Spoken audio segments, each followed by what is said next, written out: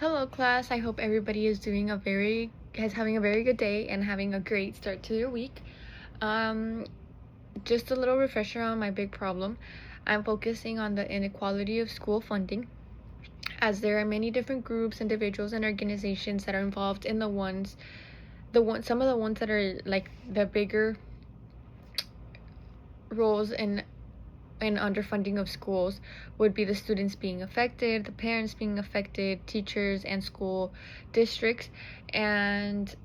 groups of educational leaders that make the laws and rules that cause under school funding.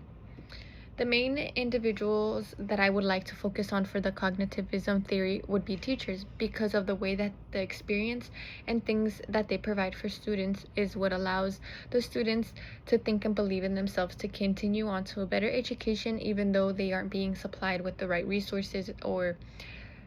the fatigue that they go through with going to an underfunded school.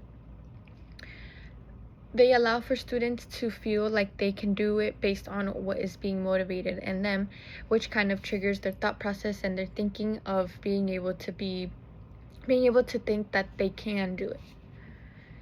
The cognitivism theory is a way the process processes and gains information. It is the opposite of behaviorism because it is something that is not physically observable, but something that happens in the brain. The greatest opportunity to be able to apply the Bronfenbrenner theory on would be the microsystem area, because of the way that there are a lot of individuals that influence the students on whether their attitudes are positive or negative going on through school with the little resources that they are being given. Parents, siblings, and closer family members are the ones that are very big influences on the way that they are and kind of how the thought process kind of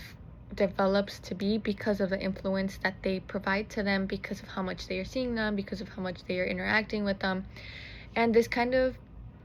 allows them to believe that they are capable of breaking a generational poverty cycle that they live in, based off of how much their family hasn't been able to get a bigger education because of either lack of resources, lack of money, or just the fact of not being motivated enough, or giving them the right support mentally to think that they are able to do this. A good learning situation might be with allowing students to have moments throughout a lesson that allows them to break out into groups.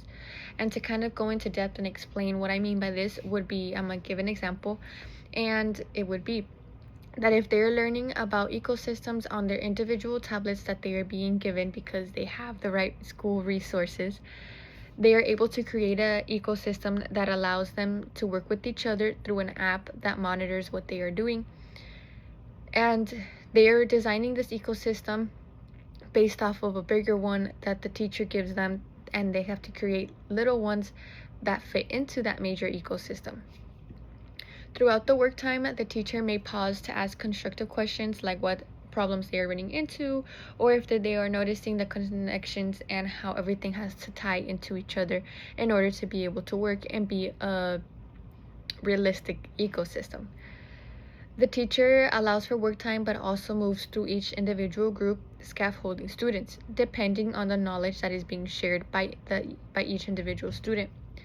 The app monitors the students' learning process throughout the whole time. So the teacher is able to see what their thought process and what they were thinking based off of the knowledge that they retained, or based off of the knowledge that she taught and retained, the students retained, or based off of the knowledge that they are learning from each other. So she's able to go back to see this, and she's also able to kind of be able to see what they're learning and be able to check herself on whether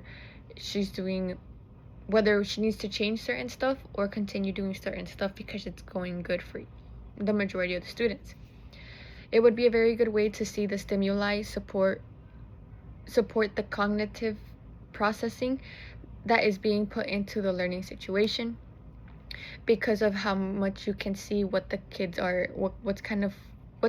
because of how much you can see what the thought process of the students are.